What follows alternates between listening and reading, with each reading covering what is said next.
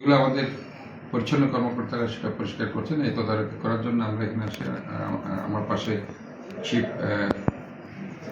প্রধান নির্বাহী কর্মকর্তা এবং পরিচ্ছন্ন কর্মকর্তা এখানে আছে এবং আমাদের অন্যান্য যারা পরিচ্ছন্ন কর্মকর্তাবৃন্দ এখানে আছে।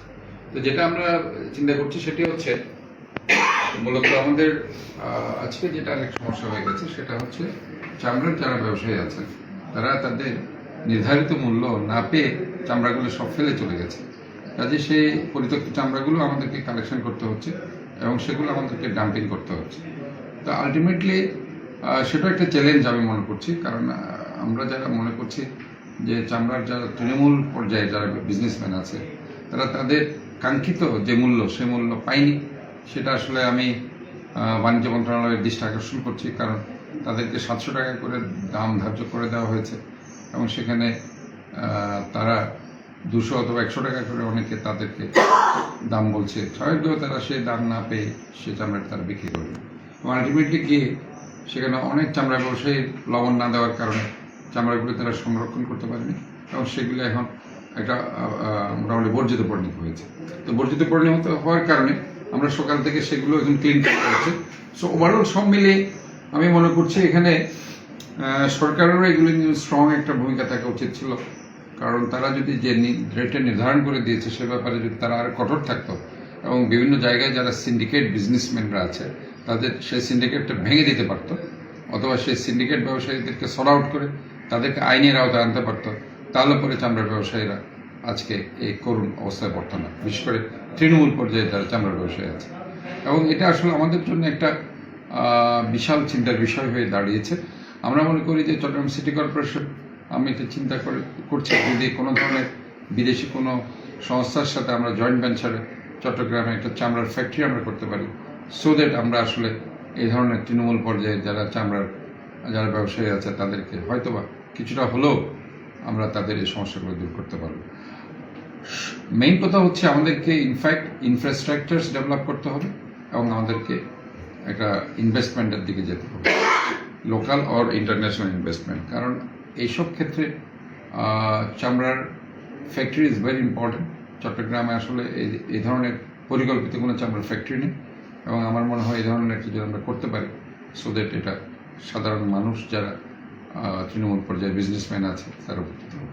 সো আরেকটা জিনিস আমরা আজকে যেটা দেখভাল করছি সেটা হচ্ছে যে আমাদের প্রায় কালকে যেভাবে 369টা আমাদের ডাম্পিং ট্রাক কাজ করেছে, আজকেও প্রায় এই টাইপের ট্রাকগুলো কাজ করছে। ড্রাইভাররা কষ্ট করছে সকাল থেকে এবং আমাদের যারা পরিচ্ছন্ন কর্মীরা আছে, আমি বিভিন্ন জায়গায় গিয়েছি এর মধ্যে, তো দেখেছি তারা কাজ করছে, তারা কষ্ট করছে।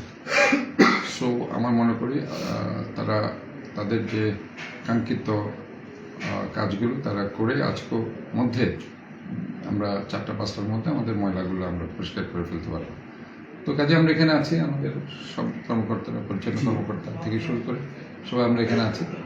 তো আমরা সেটা দেখভাল করছি এবং এনি প্রবলেম আমাদের কাছে টেলিফোন আসছে, আমাদের যে হটলাইন আছে সেই হটলাইনেও আসছে, পার্সোনাল টেলিফোন আসছে। সো আমরা সাথে সাথে আমরা সেটা অ্যাকর্ডিংলি ব্যবস্থা নিচ্ছি।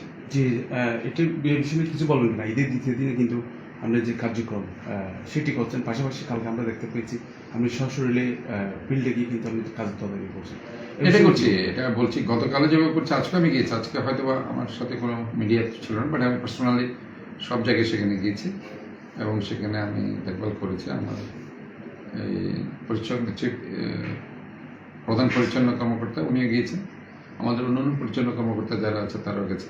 কাজে ওভারঅল সব জায়গায় আমাদের পরিচ্ছন্ন কর্মকর্তারা কাজ করছেন, সো এটা ইজ এ গুড সাইন।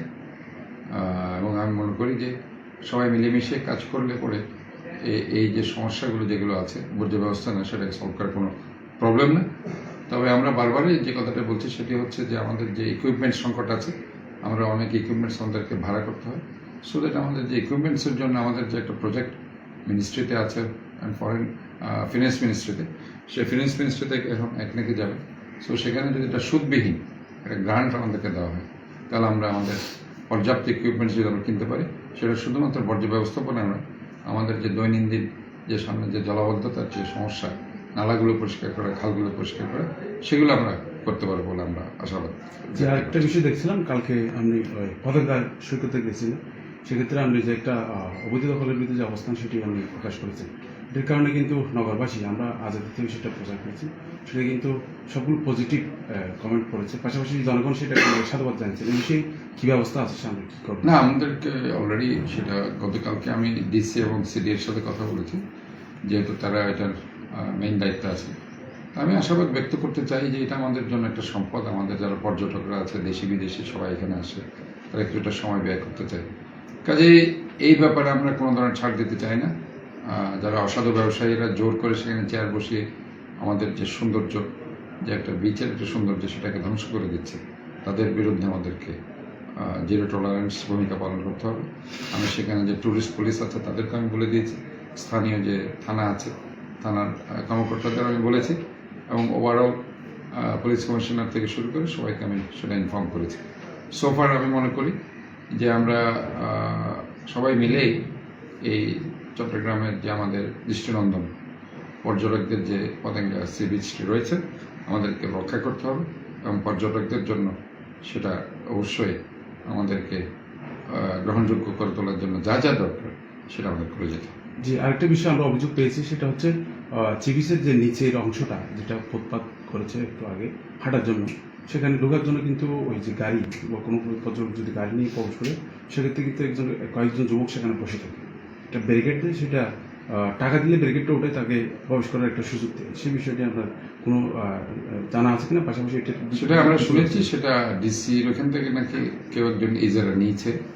সেটা ওই যে, তো ইজারা যে যদি নিয়ে থাকে বৈধভাবে, তো সে ব্যাপারে আমার ডিসির কাছ থেকে আমার সেটা জানা যাবে। আর ওইটা সম্ভবত গাড়ির ইজারার কথা বলছো, তো সেটা একটা ব্যাপার। তবে আমি যেটা স্পষ্টভাবে বলতে চাই যে এটাকে ক্লিন রাখতে হবে। ক্লিন রাখার জন্য সিটি কর্পোরেশনের পরিচ্ছন্ন কর্মকর্তারা আছে, আমরা অনেক ডাস্টবিনও সেখানে দিয়েছি।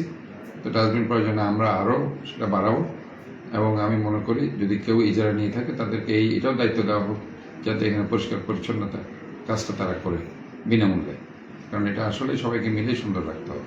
জি, ধন্যবাদ। আমরা বলতেছিলাম চট্টগ্রাম সিটি কর্পোরেশনের মেয়র ডাক্তার শাহাদাত হোসেন, তিনি তার যে দায়িত্ব